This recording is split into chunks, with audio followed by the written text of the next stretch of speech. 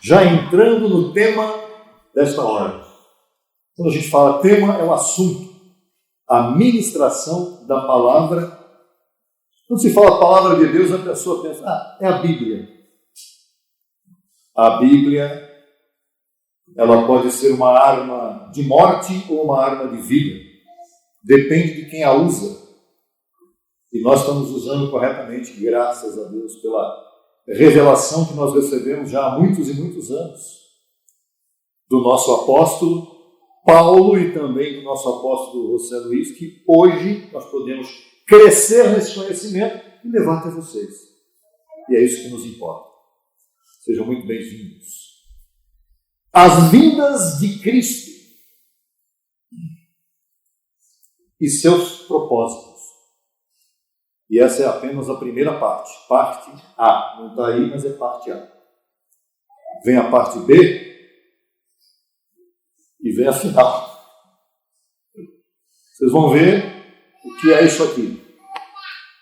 Um dos temas bíblicos que mais mexe com a imaginação das pessoas. Verdade ou não? Um dos temas da Bíblia que mais vem de livro nas livrarias gospel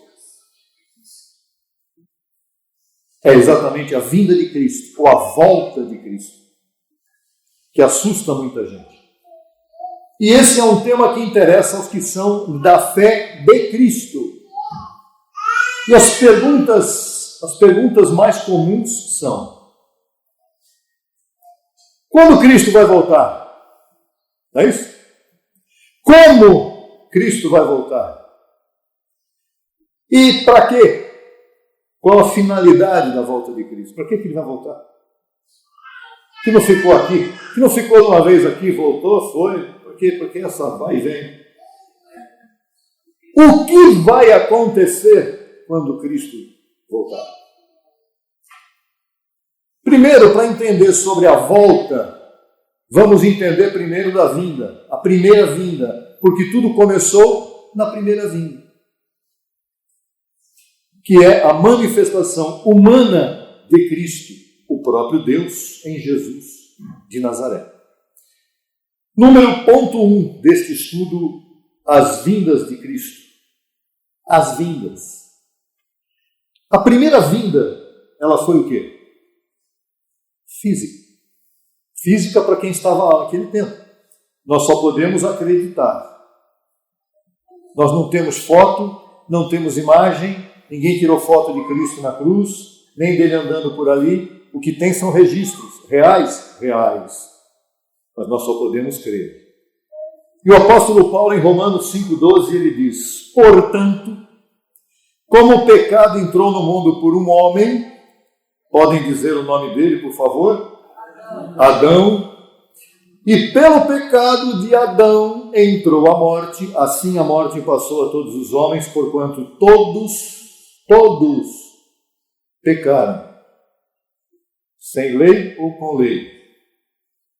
Verso 13, pois antes da lei, a lei de Moisés, havia pecado no mundo. Que interessante, você pensou que não, né? Mas é. Antes da lei de Moisés, já havia pecado no mundo. O que não havia era culpa do pecado.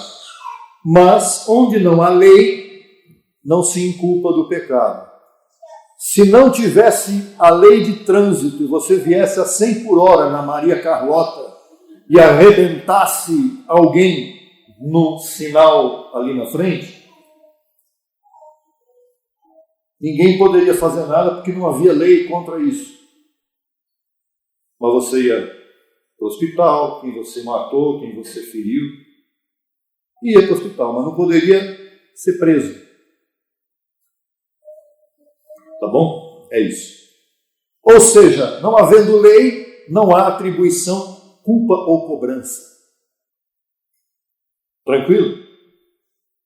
Verso 14. Não obstante, reinou a morte desde Adão até Moisés, até mesmo sobre os que não pecaram à maneira da transgressão de Adão, o qual é figura daquele que havia de vir. Então Adão, Deus botou Adão no mundo como o primeiro que vinha trazer o pecado. Adão estava ali cumprindo o papel. Ele foi um ótimo pecador. E no verso 15 diz: mas o dom não foi como a transgressão, porque se pela transgressão daquele um morreram os muitos, abundaram muito mais para os muitos a graça e o dom de Deus pela graça de um homem, Jesus Cristo. Portanto, como escreveu Paulo aos Coríntios no capítulo 15 de sua primeira carta, verso 45, foi feito o primeiro homem, Adão, alma vivente. O último Adão, espírito vivificante. Então, o primeiro Adão era apenas carne que andava sobre dois pés na terra. E o segundo Adão, o último Adão que veio, espírito que traz vida. O primeiro veio trazer morte e o segundo veio trazer vida. Isso é básico, né? Dois homens, dois Adões, duas naturezas diferentes, um era carne e o outro era espírito, e duas atribuições, duas funções. Um veio trazer desgraça e o outro veio retirar a desgraça. Nele não havia pecado, mas podemos dizer que o segundo Adão foi o último que falou de pecado. Eu vim aqui, por isso ele disse: está consumado. Quando Jesus disse está consumado, ele quis dizer que o pecado tinha saído da terra. Assim, a primeira vinda de Cristo à terra teve a finalidade de consumar o pecado de Adão e a lei de Moisés, que condenava os homens por seus pecados. Como é que se sabia que no tempo da lei havia pecado? Porque estava escrito na lei que quem fizesse isso, aquilo, eram 613 mandamentos, qualquer um que fosse violado, a pessoa estava em pecado. Era impossível, humanamente falando, alguém naquele tempo, hoje em dia, em qualquer momento da história, conseguir cumprir toda aquela lei. E a lei está de pé ainda para os judeus hoje, que eles não aceitaram o que Cristo fez. Consequentemente, eles continuam tentando. Vão tentando. Seguem tentando. Nunca vão conseguir. Até o momento em que tiverem que reconhecer quem foi Jesus e o que ele fez. Isso é outra história. Vamos para a segunda vinda de Cristo. Oxe. Segunda vinda de Cristo? A primeira foi o quê? Física. A segunda vinda de Cristo. A mente de Cristo na terra. Essa ninguém vê. Não fique assustado porque vai haver uma terceira. Calma lá. Por favor. Não vou fugir não, estou aqui. A segunda vinda. A mente de Cristo. Vamos a João. Estando ainda em sua primeira manifestação física, Jesus afirmou, João 14,15, se me amais, guardai meus mandamentos. Verso 16, e eu rogarei ao Pai, e ele vos dará outro. Eu vou embora. Então, ele vai dar outro Consolador, para que esteja convosco para sempre. Está ficando gostoso o negócio, né? Verso 17. O Espírito de verdade, ao qual o mundo não pode receber, porque não o vê, nem o conhece, mas vós o conheceis, porque ele mora com vocês. Jesus morava lá com os discípulos. Ele morava em Betânia. Jesus morava em Betânia e esse Espírito ia morar com eles também, esse que viria. E estará em vocês. Você nunca se esqueça que onde você vai, você leva ele junto. Verso 18. Olha os três presentes aqui. Que todo mundo chama de Pai, Filho e Espírito Santo, achando que isso aqui é trindade. É o Deus Pai. O Pai é o Pai. É o barbudão, eterno. A barba está sempre branca e nunca vai ficar de outra cor. No trono. O Filho novinho, 30 e poucos aninhos lá andando pela terra, e a pombinha em cima dele. Onde você vai hoje lá na parede do batismo, lá atrás, onde os pastores sentam lá na congregação, está lá a pomba, a nuvem, a pomba. Trindade, 3 deuses. Não, veja só. Jesus disse, não vos deixarei órfãos. O que ele estava dizendo aqui? Jesus de Nazaré estava dizendo, eu não vou deixar vocês órfãos, porque eu sou Deus, eu vou embora daqui nesta manifestação que eu estou agora, mas virei a vós de novo. Quando? Quando eu for. Quando ele veio, o que aconteceu? Calma lá. Então, veja só, a referência à vinda do Espírito Santo aqui é clara, entendendo que o Espírito Santo é o próprio Cristo, Deus mesmo. Isso é um verdadeiro mistério, não tente entender isso com a teologia. Teologia está lascada. Veja a semelhança com o texto que vem agora em João 16:13. É muito parecido. É outro acontecimento. Não é o mesmo momento. É outra história e Jesus falou a mesma coisa praticamente de novo. Mas quando vier o Espírito de verdade, ele vos guiará a toda a verdade, porque não falará por sua própria conta, senão que falará tudo o que ouvir e vos fará saber as coisas que viram. Quem é o Espírito Santo e como ele fala? Qual é o título desse segundo ponto? A vinda da mente de Cristo. O que é mente de Cristo? É o Espírito Santo em você. O Espírito Santo, ele veio para ativar a mente de Cristo, que está em nós, interagindo conosco, seus filhos. Então ele fala. Ele não fala com boca humana, ele fala com você. Você sabe o caminho que você deve andar, porque ele interage com você. Verso 14. Ele me glorificará, porque tomará do que é meu e vos fará saber. Tudo isso agora é mistério. Tudo que o Pai tem, Jesus estava falando em carne ali. Tudo que o Pai tem é meu. Por isso é que ele disse que tomará do que é meu e vos fará saber. Parece que tem 3 falando aqui, mas é um só. Vamos avançando no entendimento de que a segunda vinda de Cristo é a presença do Espírito Santo em seus filhos. Vamos avançar. Escrevendo aos Romanos, no capítulo 14, versos 7 a 9, o apóstolo Paulo registrou. Romanos 14, 7 a 9. Porque nenhum de vós vive para si, e nenhum morre para si. Pois se vivemos, para o Senhor vivemos. Se morremos, para o Senhor morremos. Assim, pois, quer vivamos ou morramos, somos de quem? Do Senhor. Porque Cristo, para isto que está falando antes, morreu e ressuscitou. E ficou por aí. Morreu, ressuscitou e foi embora. Morreu e ressuscitou e voltou a viver. O que ele disse lá? Não vos deixarei órfãos, virei a vós. Morreu, ressuscitou, voltou a viver. Para quê? Para ser Senhor de você que está vivo e daqueles que já foram, ou que ainda vão. Para ser Senhor tanto dos mortos quanto dos que vivem. Ele morreu e ressuscitou para ser Senhor de Abraão, de Isaac, de Jacó, da sua mãe, do seu pai, do seu avô, do seu filho, de todos que estão lá ou cá. E se nós tivermos que ir para lá também, muda o quê? Nada. É até melhor. Não estou dando ideia de suicídio.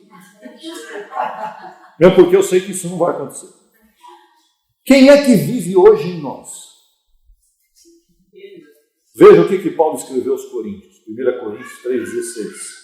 Não sabeis que sois templo de Deus e que o Espírito de Deus mora em vós? Quem é esse Espírito de Deus?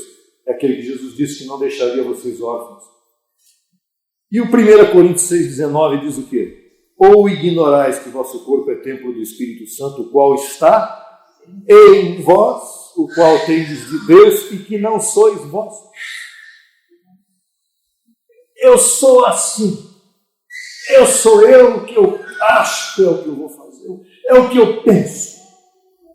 É o que você pensa, nada. Você não faz ideia de quem vive em você.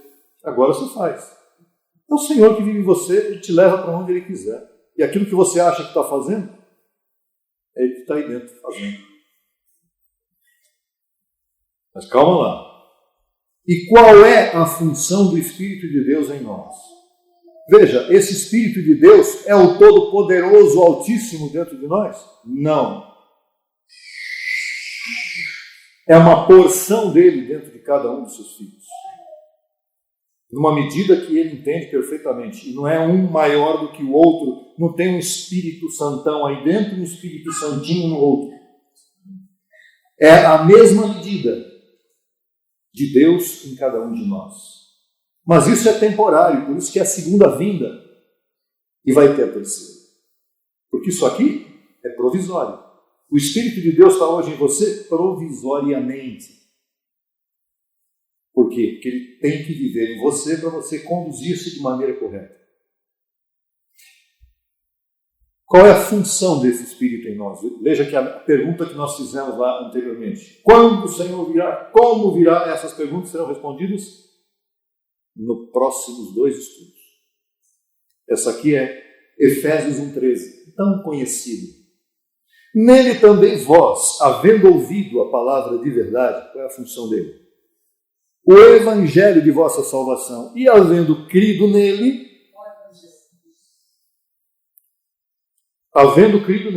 calma, fostes selados com o Espírito Santo da promessa. Aquele que Jesus disse, Ele virá a vós. Se eu não for o Consolador, não virá. Ele veio depois que Cristo morreu, ressuscitou e veio viver em cada um de nós. Quem veio viver? Esse mesmo Consolador que Ele disse que viria. Ele mesmo. Verso 14. O que o Espírito Santo está fazendo em nós? Veja o verso 14, que é a sua resposta. Evangelho da salvação, de Paulo. O que Paulo está falando? O Evangelho de Romanos a Hebreus. Romanos a Hebreus. Certo? Paulo, Romanos a Hebreus. Esse é o Evangelho. Esse é o Evangelho da nossa salvação. Que Mateus, Marcos, Lucas e João não salva. Jesus está debaixo da lei lá. Está na primeira manifestação ainda. E todo mundo está lá. Jesus físico, Jesus, foi imitar Jesus, porque ele fez isso. Ele saiu do deserto e foi lá para não sei aonde. Vamos fazer também. Para quê? Ele morreu na cruz e ele está consumado. Verso 14. O que o Espírito Santo está fazendo em você? Ele é o fiador. Você precisa de fiador? Tem hora que eu preciso de fiador para alugar a casa. O Espírito Santo está em você como fiador, garantia de nossa herança até a redenção da possessão adquirida para o louvor de sua glória. O que ele está fazendo em você? Dizendo para você, você é meu. Eu estou aqui dentro porque você é meu. Você será transformado. Ou ressuscitará. É isso que ele está fazendo aí dentro. É um selo. É um carimbo. Pá! Está em você. Verso 15. Efésios 4, 5. Assim, Paulo é tremendo. Esse é o Evangelho. Assim que não julgueis nada antes do tempo, até que venha o Senhor, o qual aclarará também o oculto das trevas, da ignorância, da lei, e manifestará as intenções do coração. Quando o Senhor veio, Ele mostrou para você quem você é.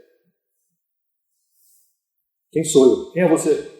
Um abençoado, um eleito, um escolhido, você falou. Eu suspeitava desde o princípio.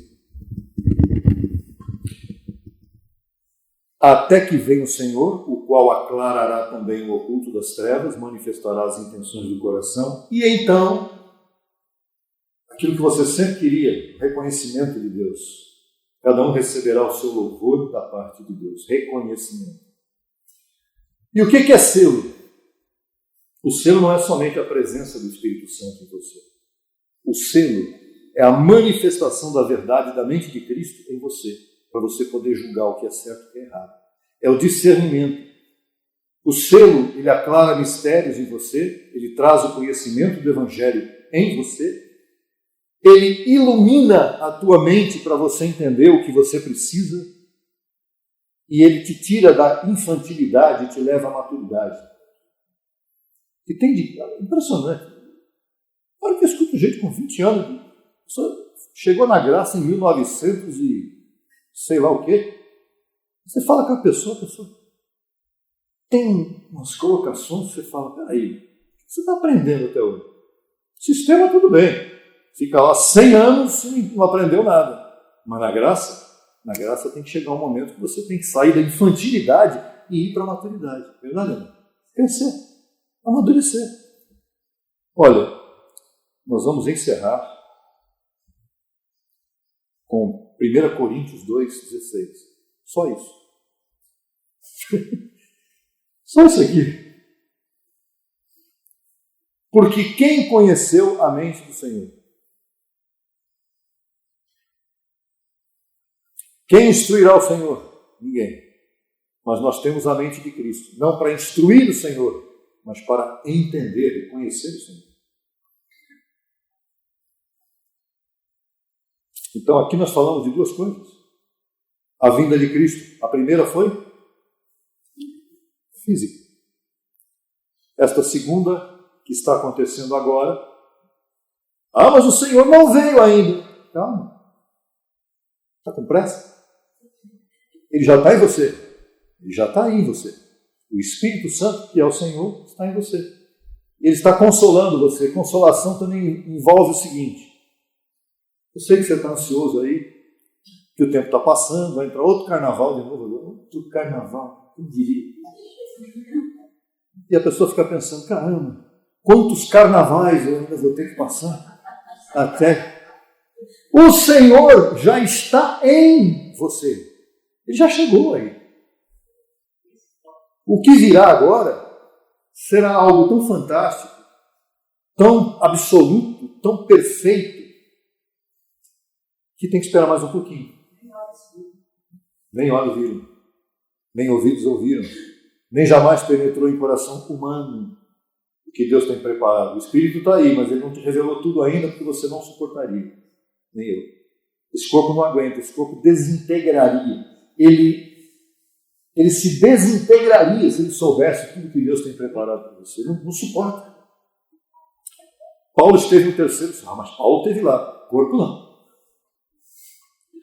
Paulo em corpo no terceiro céu, ele teria ficado por lá mesmo. Se você sobe no avião e o avião lá, se ele despressurizar, você desintegra no ar.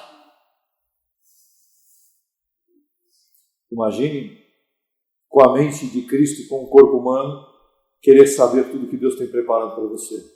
Sabe o que Deus tem preparado para você? Que hoje é o melhor domingo da sua vida, que hoje é o melhor dia da sua vida, que você vai viver uma semana maravilhosa e que no dia 18 estaremos aqui de novo para ouvir a parte B. A terceira vinda tem a ver com... Tem gente que pensa que o mundo vai acabar. Não, mas está lá em Mateus 24. Quando o Evangelho do Reino for pregado a todas as nações, virá o fim do mundo. Calma lá. Fim do século. E que evangelho que será pregado a todas as nações? E aí virá o fim. Mas que tem de denominação? Já tinha chegado, já chegou lá no Timor-Leste, já chegou na Papua Nova Guiné, deve ter chegado. Jesus de Nazaré deve ter chegado no Paquistão. Jesus de Nazaré chegou em tudo que é lugar. Pode ter certeza. Se ele foi aceito ou não é outra história, mas chegou. Só que nós não estamos falando do Evangelho de Jesus de Nazaré. Nós estamos falando do verdadeiro Evangelho.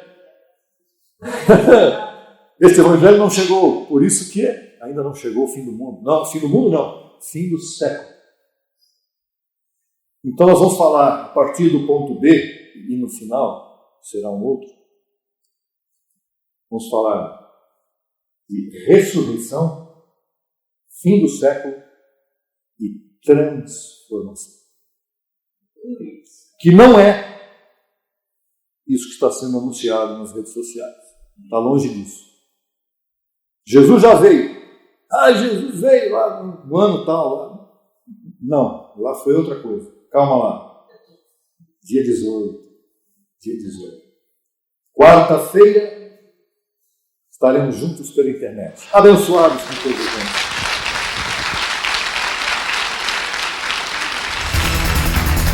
Solicite material inteiramente grátis pelo WhatsApp 11 95002 5531.